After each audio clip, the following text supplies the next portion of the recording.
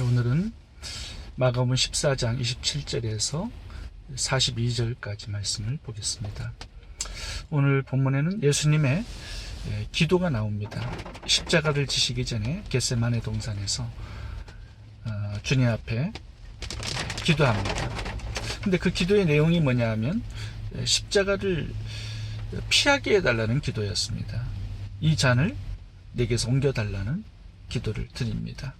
근데 하나님께서는 예수님의 기도대로 응답하지 않았습니다. 잔을 옮겨주지 않으셨고 마시게 하셨습니다. 기도해도 여전히 환경은 바뀌지 않을 수 있습니다. 변화된 것이 아무것도 없을 수 있습니다. 예수님에게서는 여전히 십자가가 바뀌지 않았습니다. 하나님은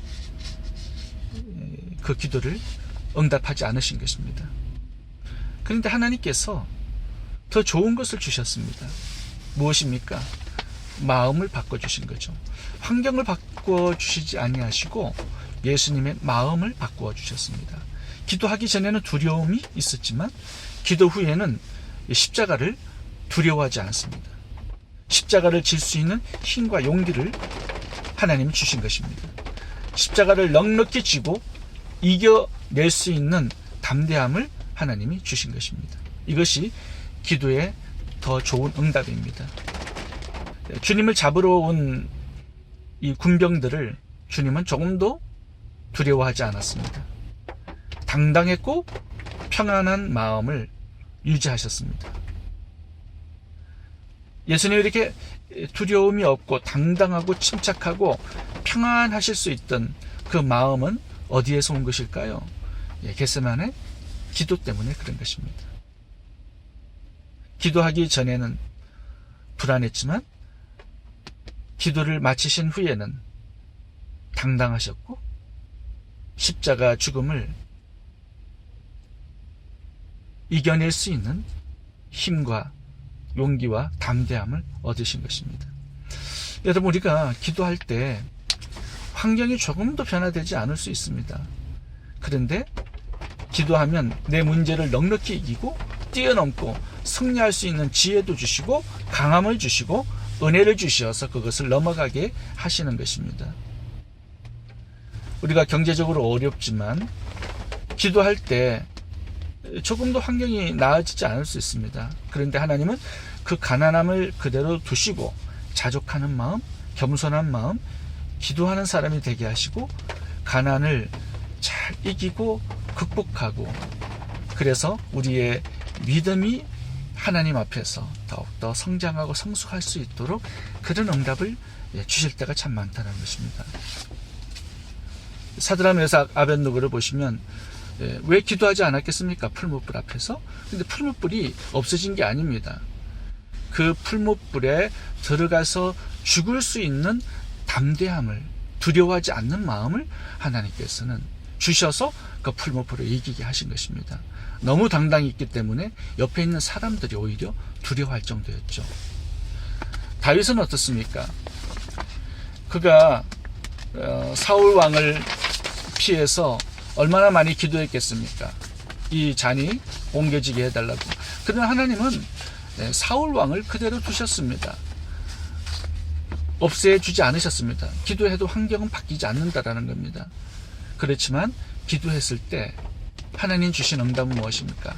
사울을 두려워하지 않는 마음, 사울을 사랑하고 그를 위해 축복하고 기도할 수 있는 마음을 주신 것입니다. 이것이 더 좋은 기도 응답입니다.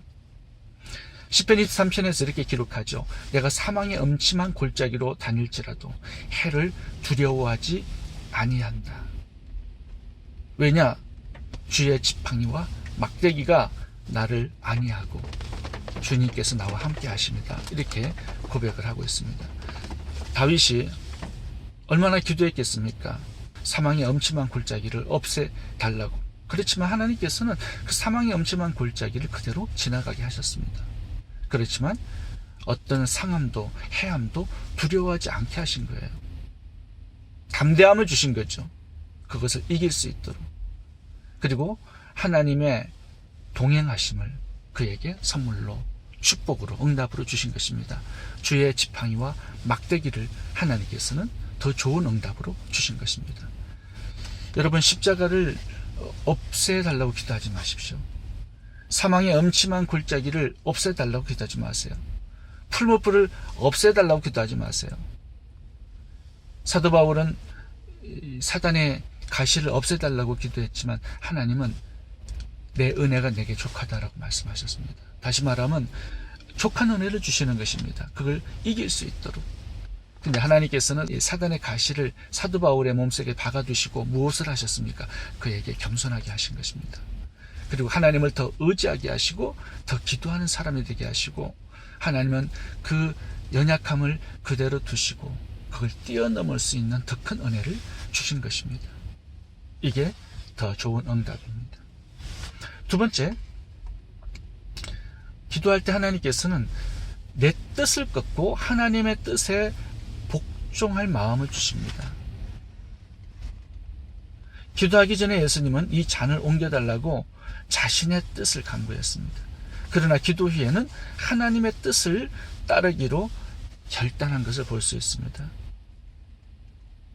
성경에는 두 개의 동산이 나오죠. 에덴 동산과 겟세마네 동산입니다. 에덴 동산은 아담과 하와가 하나님의 뜻을 꺾고 자기의 뜻을 붙들었습니다. 그 결과 죽음이 찾아온 것이죠. 그런데 겟세마네 동산에서는 나의 뜻을 꺾고 하나님의 뜻을 붙듭니다. 기도가 있을 때 내 뜻을 꺾고 하나님의 뜻을 붙들고 따를 수 있다는 걸 보여줍니다. 예수님의 기도가 있었기에 십자가를 지고 하나님의 뜻을 이룰 수가 있었던 것이죠. 에덴 동산은 불순종의 동산입니다. 겟세마네 동산은 순종의 동산입니다. 에덴 동산의 결과는 저주와 형벌이었지만 겟세마네 동산의 결과는 구원과 생명이었습니다. 에덴 동산에는 기도가 없었고 겟세마네 동산에는 기도가 있었습니다. 기도는 내 뜻을 꺾을 수 있는 힘을 주시고 하나님의 뜻을 이룰 수 있는, 붙들 수 있는, 따를 수 있는 능력을 얻게 되는 것입니다. 이것이 더 좋은 기도의 응답인 것입니다. 세 번째, 기도하면 시험에 들지 않게 하십니다. 38절입니다. 시험에 들지 않게 깨어있어 기도하라.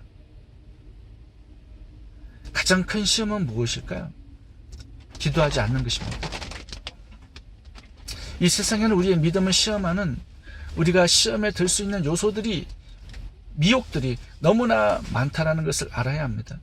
기도하지 않을 때 시험이 찾아오지만 시험에 들게 되어 있습니다. 시험은 누구에게나 오게 되어 있습니다. 그러나 기도하지 않는 자들은 시험에 빠지고 시험에 붙잡히고 시험에 들게 되어 있는 것입니다. 기도하면 시험에 들지 않고 이기게 되는 것이죠. 주기도문에 보시면 미래를 위해서 미리 기도할 것을 예수님이 가르쳐 주셨습니다.